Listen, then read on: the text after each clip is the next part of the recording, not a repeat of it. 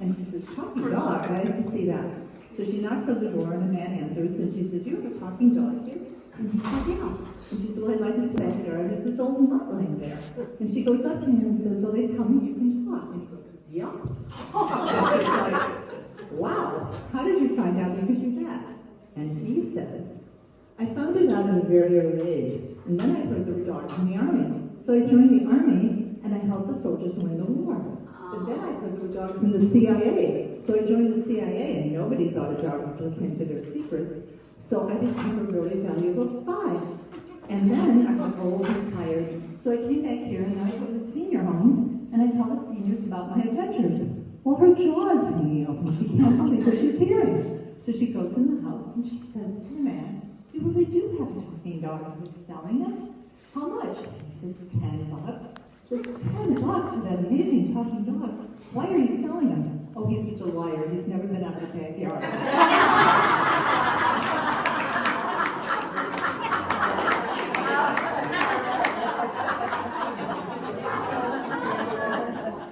Okay, that is a funny story.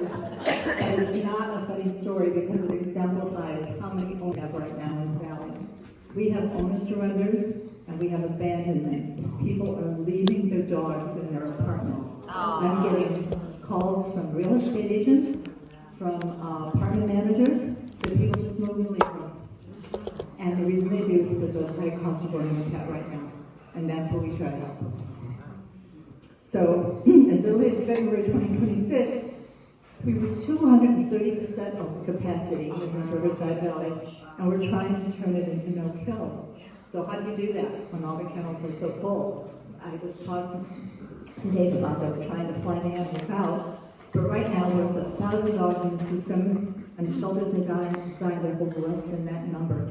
And my friend Mara here is a dog whisperer and a dog trainer, dog life coach as we call her, and she knows that the longer that a dog is in the kennel, the less adoptable they become, because they become food aggressive and they're not as friendly as they were when they came in. So that just makes our job harder.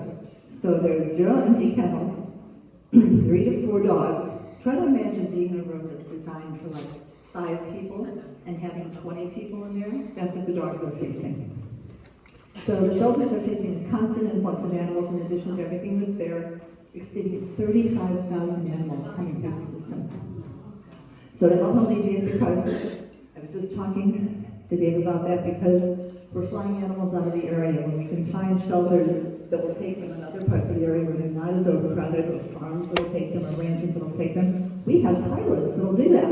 And I just recommended Pilots of Paws, 2 retired pilots who have their own crafts, because that's how we get them out of the area. And there's not enough homes here for all the dogs that we have for adoption. So our goal is a no-kill Coachella Valley, which means that 90% of the animals come out alive. And the only way we can do that is to find more homes, to find more fosters, and to fly them out of the area. So we have some good news here. So since I've been starting on my adoptions again, I thought some of the 9 adoptions might be here tonight, but I don't see them. These are all animals that were found or surrendered. Some of them were kittens on the street, but we don't know how they survived, but they found homes. And I have 2 of my own here, Princess and Ricky, which I was just telling my friends at the table, that we put down at the shelter. We get these notices, come rescue these cats because they have respiratory or they have eye infections, and they go down to the shelter.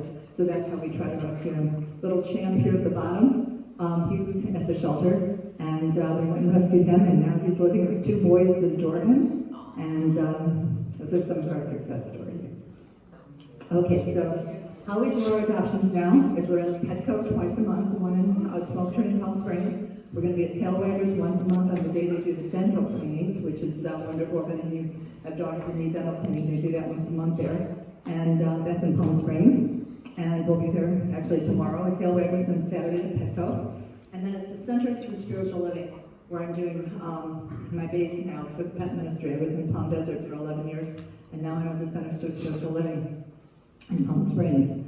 And because of your generous donation last year, with Animal Action League and the Center for Spiritual Living, we were able to do a low-cost spay and neuter clinic, which was really a goal of mine because the way we control this population is through spay and neuter, and people can't afford it. If you go to your vet, it can cost hundreds of dollars. So when we have these low-cost spay and neuter clinics, which again, your donations to Plaster Health Fund, then we can start lowering the population. We also have low-cost vaccines, and that's another thing we need to do to keep the pets healthy.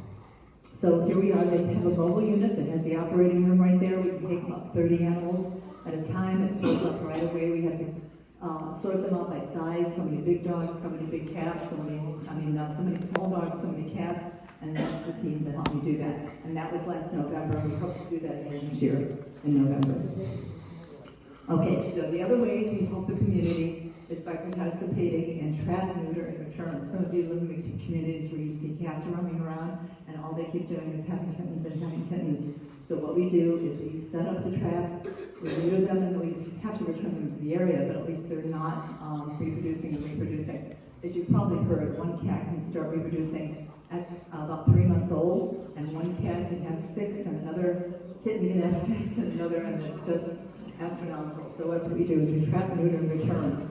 But when they're trapped, neutered, and returned, they have to be fed. So one of the things we do, we feed hundreds of animals a week with these community cats, and you see they're foraging in dumpsters here. So what we do is we buy food with our donations, and we go out and feed these animals, so they're not having to forage for food. The other thing we do, if any of you have ever been, I was in assisted living last year because I had some surgery, is that people really love when we come to Premier Care, which is in Palm Springs. We were just there a couple of weeks ago. This is our team, and we go there and we visit. Look at my face, says it all. So we're going to be doing that once a month at Premier Care, and the one that was here, Spanky, he's going to be a candidate for that. He's very social, and that's what we do. We bring the dogs that love to sit on someone's lap, and okay, how we make a difference. You've got one of my brochures in your bag. So we rescue me home over 100 adoption times so far, and we're counting, so we hope to keep those numbers up.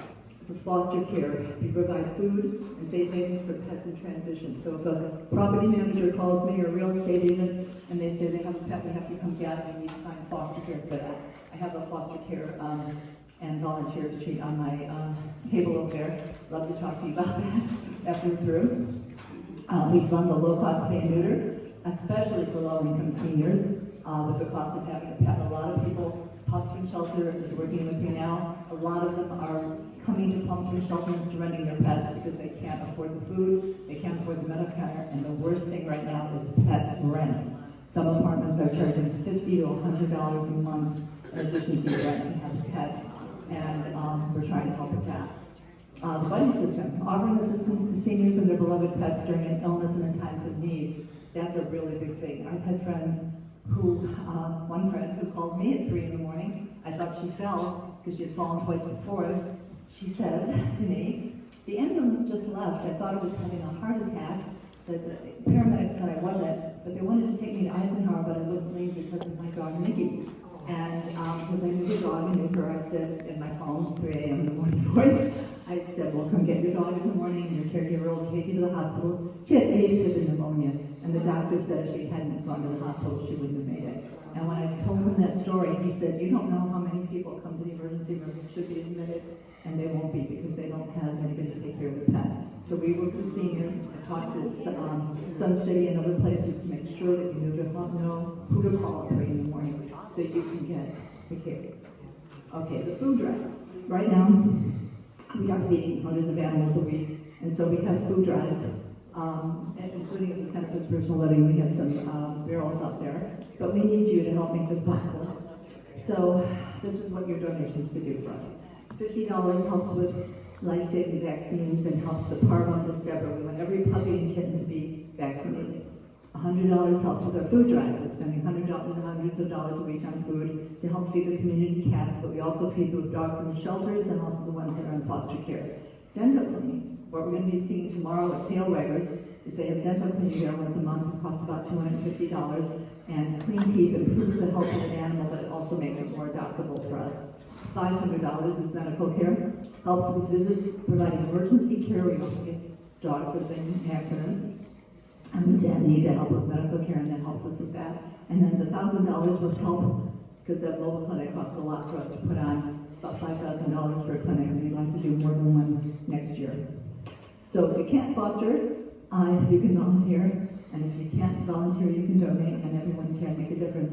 We do have a lots of foster sign-up sheet at the table. We are looking not only for fosters, but anybody who can help us in any way, sometimes with transport. And also, are there any accountants or bookkeepers in the audience? Okay, I am not a numbers gal, and I'm looking for someone that can help us through tax season, so if you know them, please send them our way. And we've got Spanky here. Spanky is a 1-year-old 15-pound terrier mix. He's very playful and he's good with other dogs, and he's just charmed everybody at the table over here.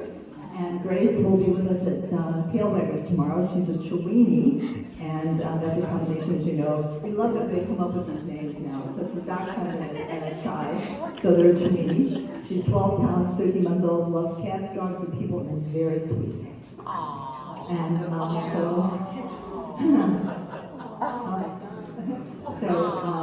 fostering saves lives, adopting saves lives, the pets are alive because people foster them.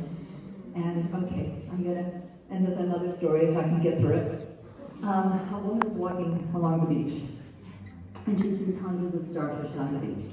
And she picks up one, and she throws it into the ocean. She picks up another one, and she throws it into the ocean. And just then, a man is passing by, and he says, "Miss, you cannot save all these starfish." She says, "I can save this one. Maybe one pet won't change the world, but for that one pet, the world will change."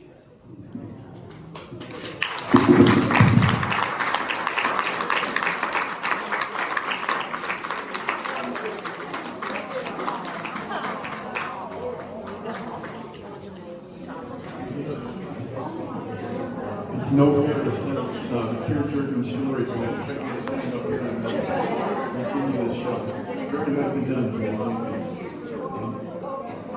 I think I've been asked to bring something here tonight because I've been taking orders from my dog for a long time. We have a dog in the cat. Our dog is about 15 years old. He can't see, he can't hear, but he just loves life. And we're having a great time with that guy. We have a cat also. And the cat's not nearly that old, but the cat is very good at letting us know just exactly what she wants. And we are required to respond. Let's see. We're going to start here for a cocktail in just a minute. I've got a couple of things I need to tell you first.